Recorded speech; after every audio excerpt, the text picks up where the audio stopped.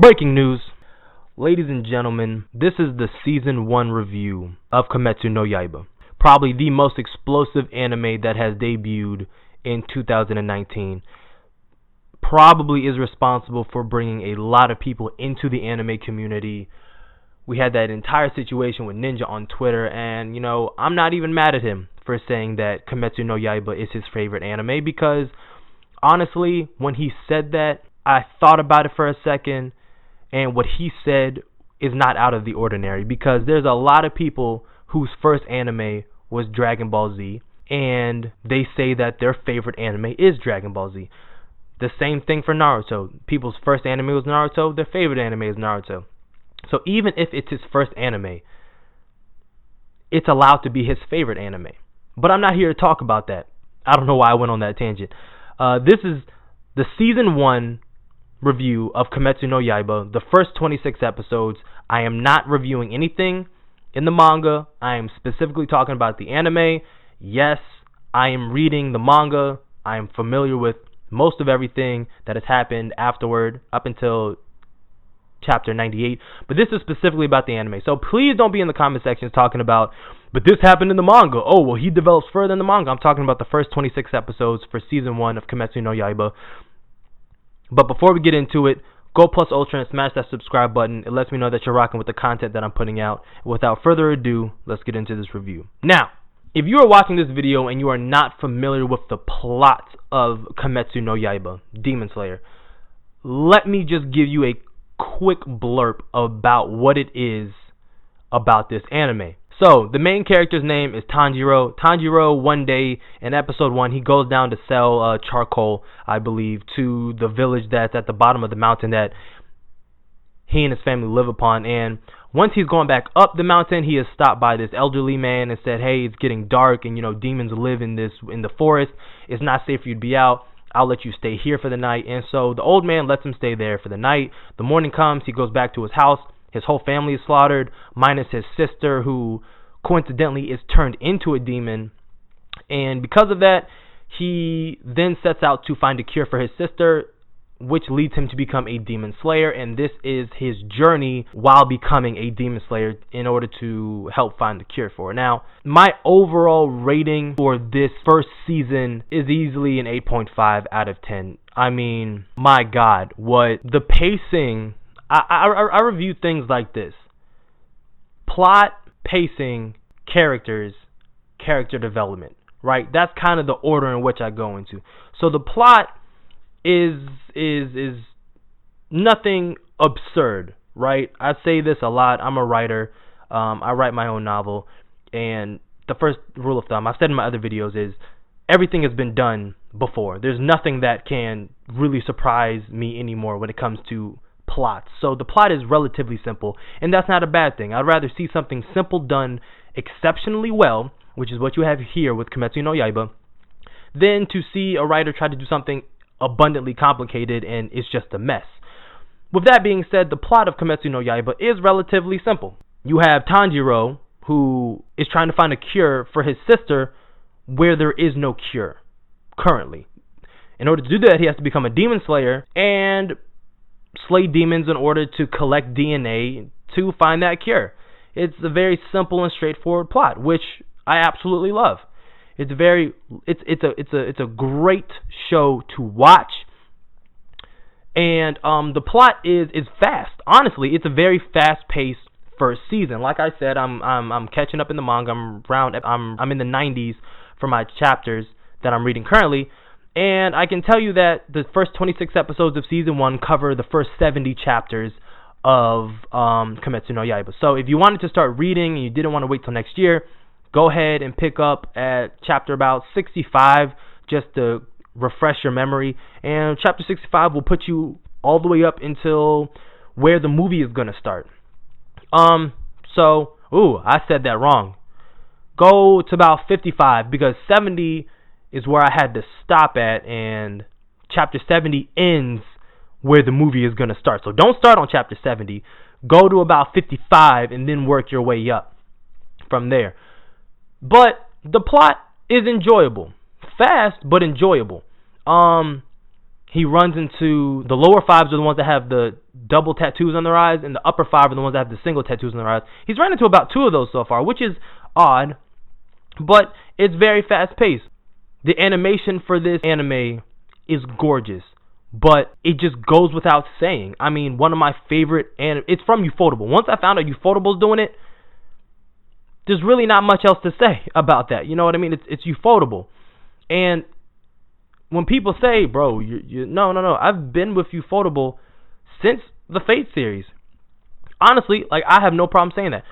Fate Stay Night Unlimited Blade Works was my first series that I watched from Ufotable.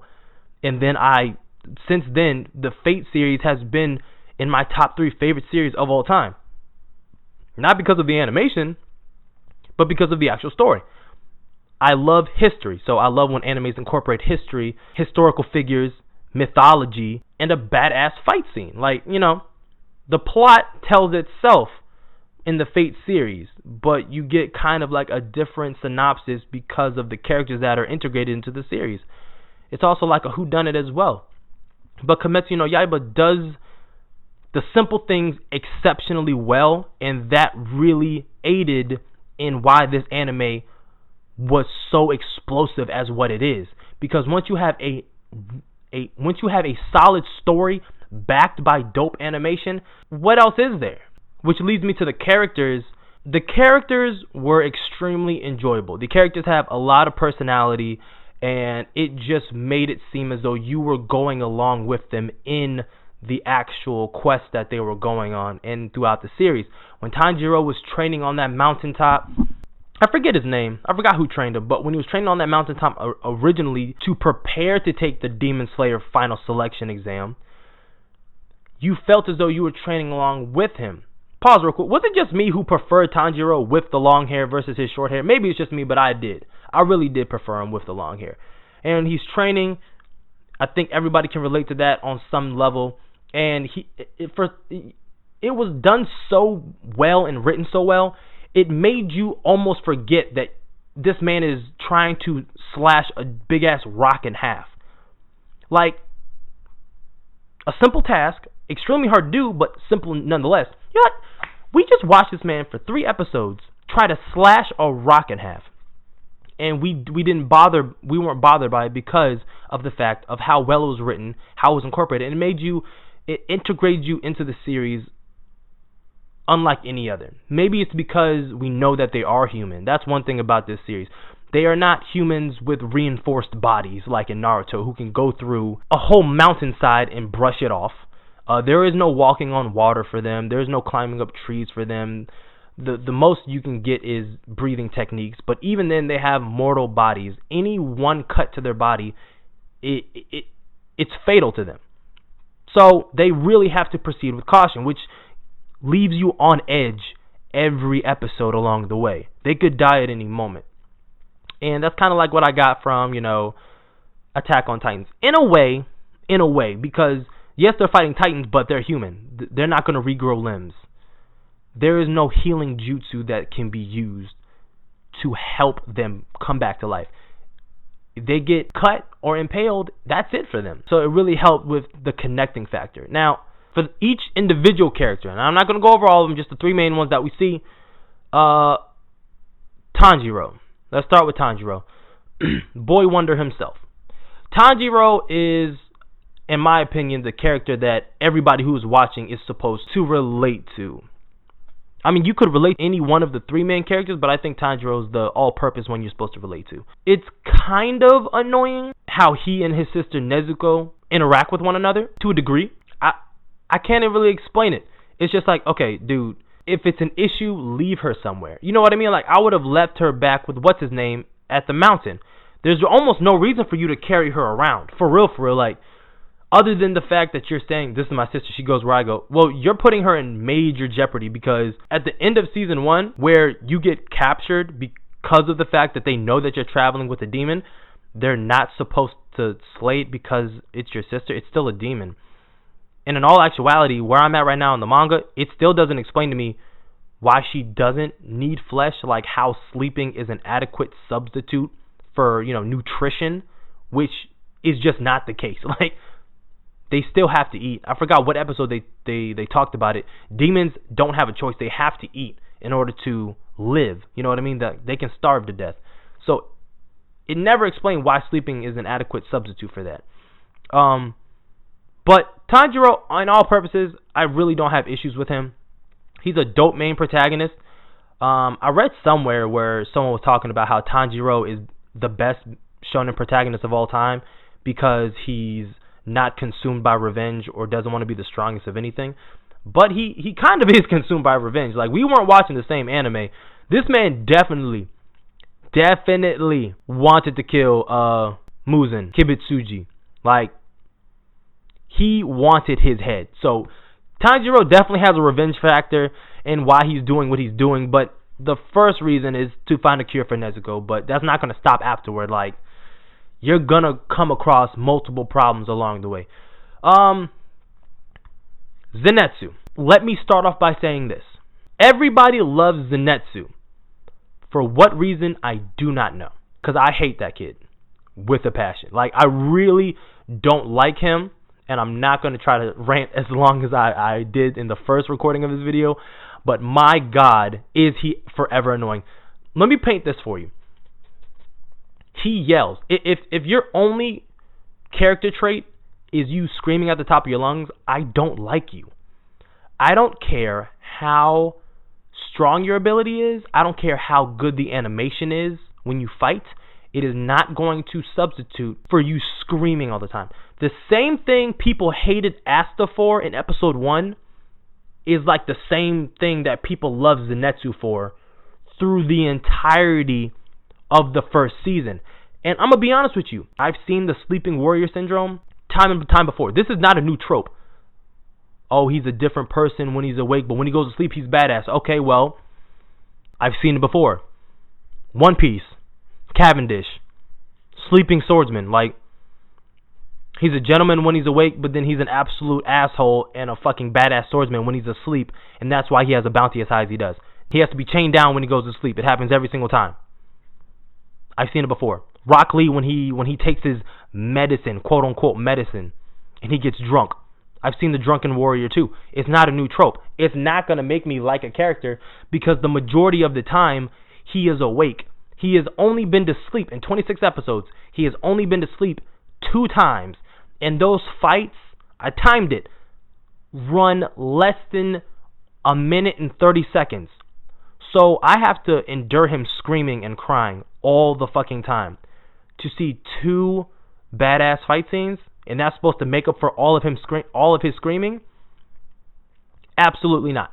That's his only character trait. And what really bothers me is when you see his backstory, like, you're doing this to honor the memory of your grandfather, which I can respect to a degree because I don't care what you want me to do. If my grandfather wanted me to be a pilot on his deathbed, I want you to be a pilot.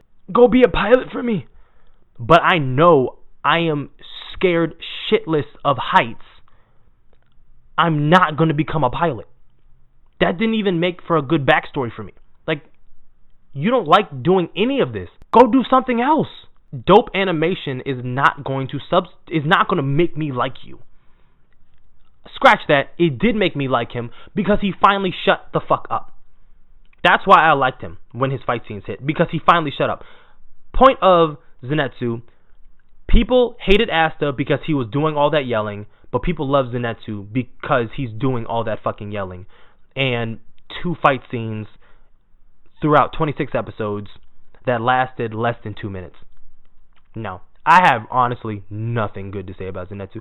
So I'm going to just shut up and I'm going to move on to the real showstopper that made this entire show pop. Inosuke. My God. Look, one more thing about Zenitsu. Zenitsu clearly is supposed to be the comic relief of the group and comic relief of the anime. I understand that. But Inosuke had the best comedy of the entire first season. This man had me rolling. He's like the wild child of the group, obviously. Like, from the very first time we see him, he is like a wild animal, a wild alpha male in which he has to establish dominance over his quote-unquote pack, which is Tanjiro and Zenitsu, right? So he's constantly trying to fight them in order to prove that he's stronger than them. I understand that. I think everybody understood that. This man's thought process is fucking hilarious. Like, when it's like he would do something, and then he would process it like, why would I do that? And then he would do whatever it is he would do instantly. It's because Tanjiro would kind of like tame him, and then he would realize he's being tamed, like, fuck that shit. And then he would go off and do something reckless, like when they were fighting the, good lord, I don't remember him, the Spider Gang, right?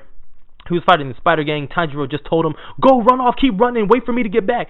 And then Inosuke was like, yeah, that's what I'm going to do, I'm going to run. And so he's running, and he's running, and he's running, and then he stops. He kept running. He was like, I gotta wait till Tanjiro gets back. And he paused. He was like, I'm not doing that shit. And he runs back to the big spider dude and daggers his knives, his swords, into the spider dude's forearm and starts pounding away at his other sword with his hand. That's some badass shit, first of all. And two, I don't know. Inosuke was the true comic relief of the first season, and he really just set the show off for me, and why I really loved the series as much as it did. All the hype surrounded episode 19. It was just a fucking masterpiece. It was a masterpiece of animation. Character development, I touched on this a little bit at the earlier part of this review. The character development, it felt organic. I'll say it like that. It felt very organic. Even when he was doing the training arc at the beginning of the show. Training arcs usually aren't the most exciting parts. They just aren't, which is why a lot of mangakas choose to just do training arc in a time skip or keep the training arc very short. But we saw Tanjiro do a complete training arc, and at no point in time did it feel lackluster. Like I said before, you felt fully involved and engaged throughout the entirety of the series, which is why, in terms of training arc, it just felt like you were submerged into the series and into the lore of the show. And all in all, I believe that Demon Slayer Kimetsu no Yaiba is going to go down as one of those animes that you can recommend to people. A gateway anime. Honestly, like, there's very few anime I would consider gateway animes. Kimetsu no Yaiba goes down in the books as one of those. But that's all I have for y'all today. If you like the video, comment, rate, subscribe, all that fancy stuff. And like always, keep it safe and rap it tight. I'm out.